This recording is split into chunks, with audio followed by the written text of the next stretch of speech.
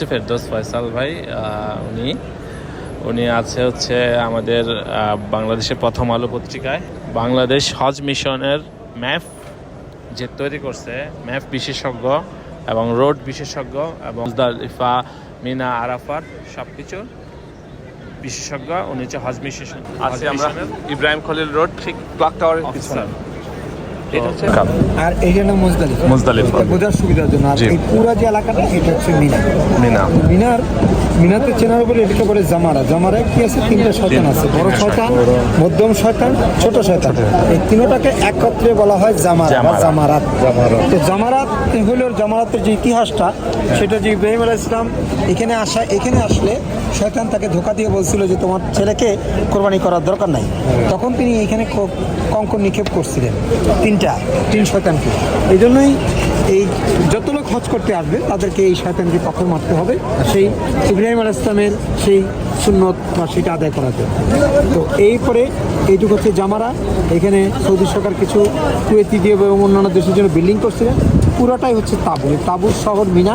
দেখতে সব একই রকম, কিন্তু একই রকম হলেও মিনাতে তিনটা ব্রিজ আছে। একটা হচ্ছে খালিদ ব্রিজ, একটা হচ্ছে আবদুল্লাহ ব্রিজ, একটা হচ্ছে ফয়সাল ব্রিজ। এই তিনটা হচ্ছে ব্রিজ যদি মনে রাখা যায় আড়াআড়ি। আর তিনটা লম্বা বড় রাস্তা আছে। 50 নম্বর রাস্তা রোড, কিং ফয়সাল রোড। এরপরে আছে 56 নম্বর রোড, আল জাওহারাত রোড।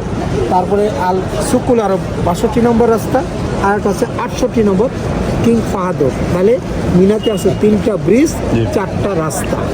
এই 4টা রাস্তা ধরে মিনার এই মাথা থেকে ওই মাথা যাওয়া যাবে। এই পাশে মক্কা, মাঝখানে মিনা, এই পাশে থাকবে মুজদালিফা। এখন আপনার বোঝার জন্য সুবিধার জন্য বলছি, আপনার মলেম নম্বর হচ্ছে 45। মিনাতে একাধিক হাসপাতাল আছে।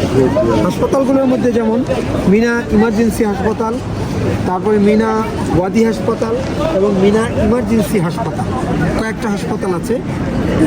এবং সেই হাসপাতালগুলোর মধ্যে এই যে দেখেন, প্রথম ব্রিজের কাছে মিনা ইমার্জেন্সি হাসপাতাল, এবং এই ব্রিজের কাছে আরেকটা হাসপাতাল আছে রয়্যাল ব্রিজের কাছে। এখানে একটা মিনা জার্সি, অর্থাৎ একটা মিনা জার্সি একটা হাসপাতাল আছে এই ব্রিজের কাছে। আর এইখানে আছে ওয়াদি হাসপাতাল। ওয়াদি হাসপাতালের কারণ হলো এর পাশেই কোরবানির যে পশু কোরবানি হয় মুয়াইসিন, মানে যে জায়গাটায় ওয়াদি মানে পাহাড়, তো সেই ওয়াদির কাছে এই হাসপাতালটা। মিনা ওয়াদি হাসপাতালের কাছে এই 45 নম্বর তাঁবু, অর্থাৎ এইটা 3/530। এখান থেকে আপনাকে কিং ফাহাদ রোড ধরে আপনি সোজা জামারার কাছে চলে আসতে পারেন।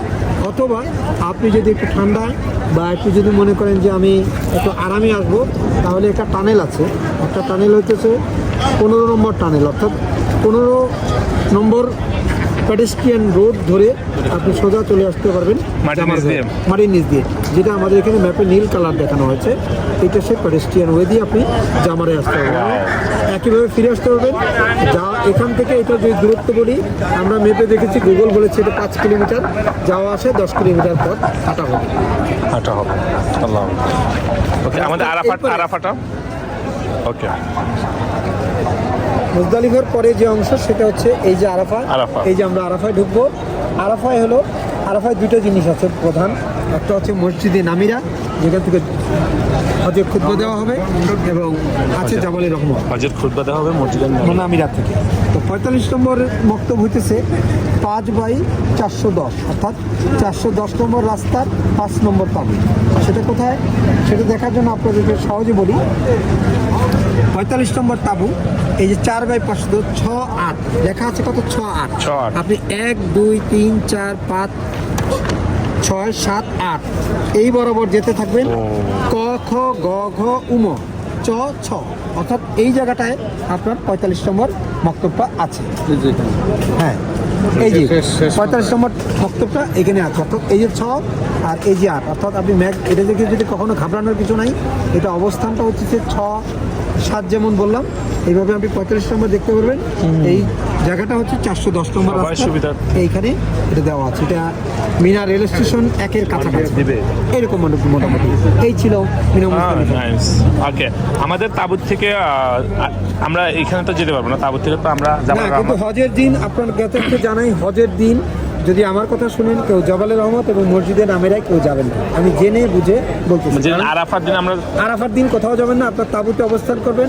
বছরের অন্য দিন আপনি জাবালে রহমত এবং নামিরা দেখে আসবেন, কারণ এইখানে জাবালে রহমত বা নামিরা যাওয়ার মধ্যে কোনো মর্তবা, কোনো সওয়াব, কোনো সুন্নত, ফরজ, নফল কিচ্ছু নাই। বুঝছো, খালি পটল পটল করেছে। I understand. এই যে গুণী লোকের গুণী কথা। যে যাবেন তার নিজ দায়িত্বে যাবেন, কিন্তু সেইটার দায়িত্ব আপনার।